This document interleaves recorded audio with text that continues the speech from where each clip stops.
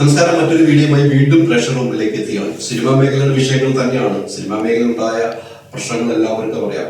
ഇപ്പോൾ ടോവിനോ തോമസുമായി ബന്ധപ്പെട്ട ഒരു വിഷയത്തിലേക്കാണ് ഞാൻ ഈ വീഡിയോ ചെയ്യുന്നത്. നമുക്കറിയാം, ടോവിനോ തോമസ് ഐഡന്റിറ്റി സിനിമയിൽ അഭിനയിച്ചതുമായി ബന്ധപ്പെട്ട് സുരേഷ് കുമാർ ഒരു അദ്ദേഹത്തിന്റെ സിനിമയിൽ 30 കോടി മുടക്കി 3 കോടി ലഭിച്ചുള്ളൂ എന്നൊരു വാർത്താ സമ്മേളനത്തിൽ പറയുന്നുണ്ട്. ഇതുമായി ബന്ധപ്പെട്ട് ടോവിനോ തോമസിന്റെ ഒരു സിനിമ പരാജയപ്പെട്ട കാര്യങ്ങൾ അദ്ദേഹം വ്യക്തമാക്കി. അത് കുറെ സിനിമകളുടെ പേര് പറഞ്ഞതിന് ടോവിനോയുടെ സിനിമ എടുത്തു പറയുന്നത്. അതാണ് ഏറ്റവും ബജറ്റ് കൂടിയ സിനിമ, അതിന് 3 കോടി ലഭിച്ചു എന്ന് പറയുന്നു. ഇതുമായി ബന്ധപ്പെട്ട് ഇപ്പോൾ ആ സിനിമയുടെ ഐഡന്റിറ്റി സിനിമയുടെ നിർമ്മാതാവ് തന്നെ രംഗത്ത് വന്നിരിക്കുന്നു. കഴിഞ്ഞ ദിവസം ഒരു സ്വകാര്യ ചാനൽ നടത്തിയ ചർച്ചയിലും ടോവിനോയ്ക്കെതിരെ ഒരു പരാമർശം നടത്തുകയുണ്ടായിരുന്നു. അതുമായി ബന്ധപ്പെട്ടാണ് അദ്ദേഹം ഇപ്പോൾ ഒരു വാർത്താക്കുറിപ്പ് എന്ന നിലയിൽ ഒരു കുറിപ്പ് ഇറങ്ങിയത്. അത് എനിക്ക് ലഭിക്കുകയുണ്ടായി. ഇതുമായി ബന്ധപ്പെട്ടാണ് ഇപ്പോൾ ഞാൻ വീഡിയോ ചെയ്യുന്നത്. ടോവിനോ തോമസ് നമുക്കറിയാം, അദ്ദേഹം അധ്വാനിച്ച് തന്നെ കഷ്ടപ്പെട്ട് തന്നെ സിനിമാ മേഖലയ്ക്ക് വന്ന ഒരു വ്യക്തിയാണെന്ന കാര്യത്തിൽ യാതൊരു സംശയമില്ല. അദ്ദേഹം തുടങ്ങി വെച്ച സിനിമകൾ പല സിനിമകളിലും വിജയമുണ്ട്. സിനിമയുടെ വിജയപരാജയ മാർഗം നിശ്ചയിക്കാൻ കഴിയില്ല. കാരണം എത്രമാത്രം സിനിമ എടുത്താലും പ്രേക്ഷകരുടെ കയ്യിലാണ് അതിന്റെ വിധിയെഴുത്തുള്ളത് എന്ന കാര്യത്തിൽ വിശ്വസിച്ചുകൊണ്ട് ഞാൻ പറഞ്ഞു, സിനിമ നല്ലതാണെങ്കിൽ തിയേറ്ററിലുള്ളൂ. അതൊരു നടന്റെ പിഴവ് കൊണ്ടോ ഒരു സംവിധായകന്റെ പിഴവ് കൊണ്ടോ അല്ലെങ്കിൽ ഒരു നിർമ്മാതാവിന്റെ പിഴവ് കൊണ്ടോ അല്ല സിനിമ പരാജയപ്പെടുന്നത്.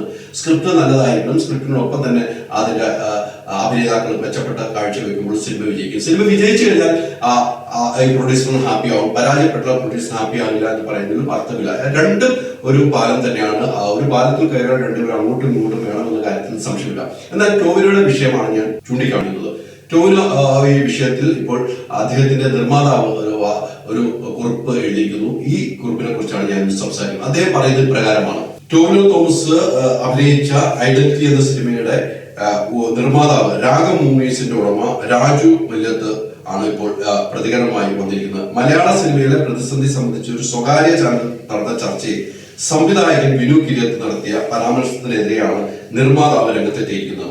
ഹെലികോപ്റ്ററിൽ നടന്ന് പ്രൊമോഷൻ രീതി സിനിമയുടെ ബജറ്റ് കൂട്ടിയെന്ന് ടോവിനോ അമിത പ്രതിഫലം വാങ്ങിയെന്നുമായിരുന്നു വിനു കിരിയത്ത് പറയുന്നത്. ഹെലികോപ്റ്ററിൽ വന്ന് അദ്ദേഹം ഈ സിനിമയുടെ പ്രചരണത്തിന് ഹെലികോപ്റ്റർ വന്നിട്ടു, അതിന് പണം വാങ്ങി, അതിന് അമിത ചെലവായി എന്നാണ് വിനു കിരിയത്ത് സ്വകാര്യ ചാനൽ ന്യൂസ് 18 ചാനലിലെ ചർച്ചയിൽ പറയുന്നത്. ഇത് ഒരു കാരണവശാലും അംഗീകരിക്കാൻ കഴിയില്ല, അത് തെറ്റായ പരാമർശമാണ് എന്ന് തന്നെയാണ് വിനു ഇപ്പോൾ ഈ നിർമ്മാതാവ് പറയുന്നത്. അതിന്റെ കാരണം അതിൽ ചൂണ്ടിക്കാട്ടുന്നുണ്ട്. ടോവിനോ ഹെലികോപ്റ്റർ ആവശ്യപ്പെട്ടിട്ടില്ല എന്നാണ് നിർമ്മാതാവ് പറയുന്നത്.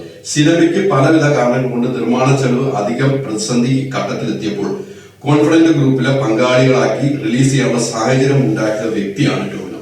ഈ സിനിമയ്ക്ക് അമിതമായ ചെലവ് വന്നപ്പോൾ ഇത് റിലീസിന് വേണ്ടി അദ്ദേഹം വേറൊരു വ്യക്തിയെ ഈ നിർമ്മാതാവിന് സംഘടിപ്പിച്ചു കൊടുത്തു എന്നാണ് പറഞ്ഞത്. അപ്പോൾ ടോവിനോയുടെ മനസ്സ് നമ്മൾ മനസ്സിലാക്കണം. ടോവിനോ ആ രീതിക്ക് ആ സിനിമ റിലീസാകണം. താൻ അഭിനയിച്ച സിനിമയാണ്, അത് നിന്നു പോകരുത് എന്നൊരു കൃത്യമായ ഇടപെടലാണ് ടോവിനോ നടത്തുന്നത്. അത്തരം ഒരു ടോവിനെ കുറ്റം പറയാൻ അനുവദിക്കില്ല എന്ന് തന്നെയാണ് ഈ നിർമ്മാതാവ് പറയുന്നത്. സിനിമയ്ക്ക് വേണ്ടി ടോവിനോ ഒരു ചെറിയ തുക മാത്രമാണ് പ്രതിഫലമായി വാങ്ങിയത്. സിനിമയ്ക്ക് വേണ്ടി ഒരു ചെറിയ തുക മാത്രമാണ് ടോവിനോ പ്രതിഫലമായി വാങ്ങിയത്.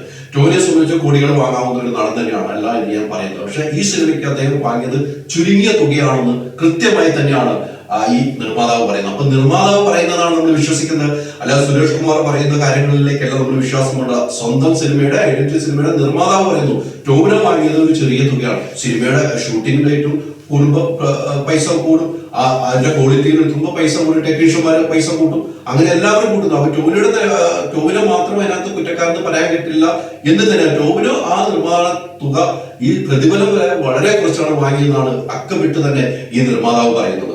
സിനിമ നിർമ്മിക്കുന്ന സമയത്ത് സാമ്പത്തിക പ്രതിസന്ധി വന്നപ്പോൾ ഒരു തുക നൽകി, ആ സിനിമയ്ക്ക് ഒരു തുക നൽകി ടോവിനോ സഹായിച്ച ഒരു വ്യക്തിയാണെന്നാണ് അദ്ദേഹം പറയുന്നത്.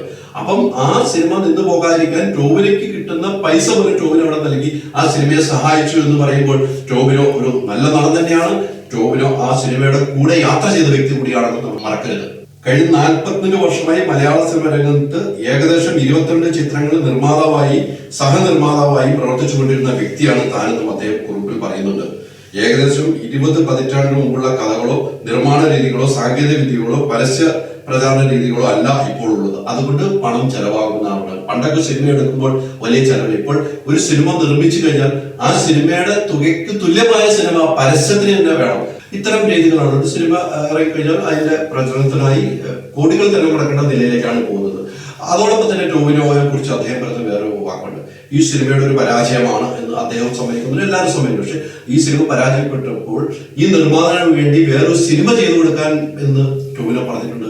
അത് നല്ലൊരു മനസ്സ് നമ്മൾ കാണണ്ടേ. ടോവിനോ നിർമ്മാതാവിന് നഷ്ടം വന്നപ്പോൾ ഒരു സിനിമ ഞാൻ ചെയ്തു തരാം എന്ന് ടോവിനോ പറഞ്ഞെങ്കിൽ ടോവിനോയുടെ നല്ല മനസ്സ് തന്നെയാണ്.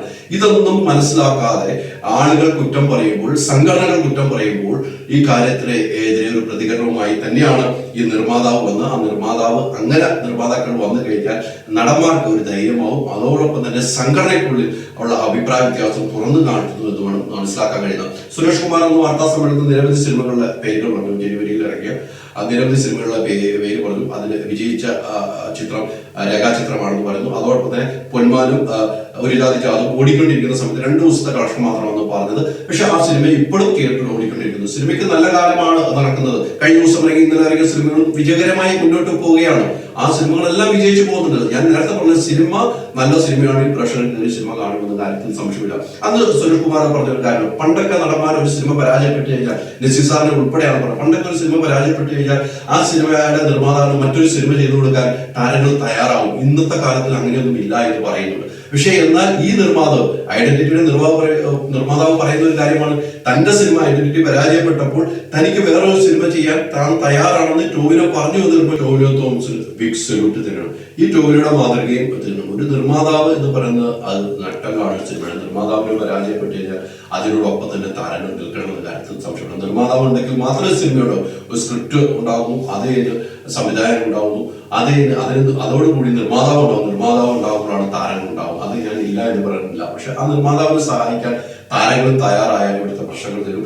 താരങ്ങളെ സഹായിക്കാൻ നിർമ്മാതാക്കൾ കൂടണം. അതിനൊരു കാര്യം ഞാൻ പ്രത്യേകമായി പറയുന്നു, ഒരു സിനിമ വിജയിച്ചു കഴിഞ്ഞാൽ അങ്ങനെ ഒരു എഗ്രിമെന്റിലേക്ക് നിങ്ങൾ പോവുകയാണെങ്കിൽ പ്രശ്നങ്ങൾ. ഒരു സിനിമ വിജയിച്ചു കഴിഞ്ഞാൽ ആ നിർമ്മാതാവ് താരങ്ങൾക്ക് അമിത പണം നൽകാം.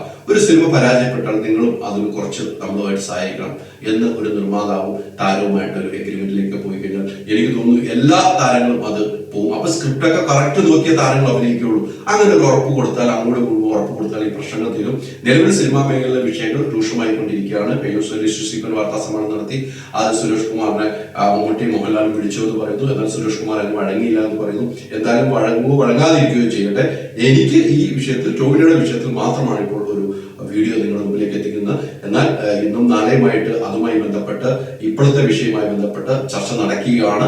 ആ ചർച്ച എത്രമാത്രം പുരോഗമിക്കുമെന്ന് നമുക്ക് കാത്തിരുന്ന് കാണാം. ആ ചർച്ചയിൽ സുരേഷ് കുമാറും അതോടൊപ്പം തന്നെ ആന്റണി പെരുമ്പാവൂരുമുള്ള വിഷയം ചർച്ച അടുത്ത ദിവസം ഒരു ടേബിളിന് ചുറ്റുമെടുത്ത് ചർച്ച നടത്തുമെന്ന് ലിസ്റ്റ് സ്റ്റീഫൻ പറഞ്ഞിട്ടുണ്ട്. അത് കാത്തിരുന്ന് കാണണം. 24-ാം തീയതി ചേംബറിന്റെ മീറ്റിംഗ് ഉണ്ട്. അതിലും നിർണായകമായ തീരുമാനങ്ങൾ ഉണ്ടാകും. എന്തായാലും ടോവിനോ തോമസിന്റെ വിഷയത്തിൽ കൃത്യമായി ഇടപെട്ടുകൊണ്ട് അതിന്റെ നിർമ്മാതാവ് രംഗത്ത് വന്നത് ടോവിനോയെ സംബന്ധിച്ചിടത്തോളം, മലയാള സിനിമയെ സംബന്ധിച്ചിടത്തോളം, താരസംഘടനയെ സംബന്ധിച്ചിടത്തോളം വലിയൊരു വിജയം തന്നെയാണ്. Ultra modern kitchen devices. ഒരു കിച്ചണിൽ വേണ്ട എല്ലാ ലേറ്റസ്റ്റ് ബ്രാൻഡുകളും ഇവിടെയുണ്ട്. ലോകോത്തര ബ്രാൻഡുകൾ, original products, wide range. MyG future.